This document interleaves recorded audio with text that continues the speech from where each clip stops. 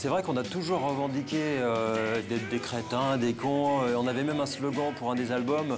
Quand les bons de précommande des commerciaux, c'était écrit en gros, sur les affiches aussi, si je me souviens bien, c'était écrit « Les Bidochons, toujours aussi cons ». On a toujours revendiqué ça parce que d'abord je trouvais que c'était aussi couper l'herbe sous le pied de quelqu'un qui aurait voulu nous taxer de crétins, de cons ou de je ne sais quoi. Quand tu dis que t'es moche, con et stupide, tu laisses pas beaucoup de prise à la critique. Alors, en l'occurrence, les mecs peuvent pas dire trop de mal de toi, ou en tout cas, ils peuvent pas dire vraiment ces gens-là, ils sont vraiment très cons, puisque tu le dis toi-même, hey, je suis très con. Bah, si tu veux, t'as toujours l'étiquette du groupe rigolo, quoi. Donc en se disant, les cons, les cons. Bien sûr, si tu dis ça au premier degré, avec l'air, tu vois, l'air sérieux, bon, le mec peut mal le prendre. En fait, on n'était pas un groupe de rock, on n'était pas un groupe de rock alternatif. On les côtoyait des fois en studio, ces groupes-là, mais si tu veux, je pense qu'ils devaient nous prendre un peu pour des rigolos.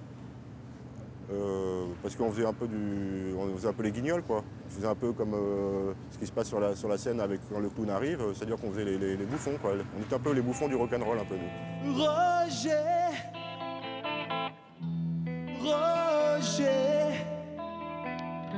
pleure pas, ça pourrait être pire. Roger,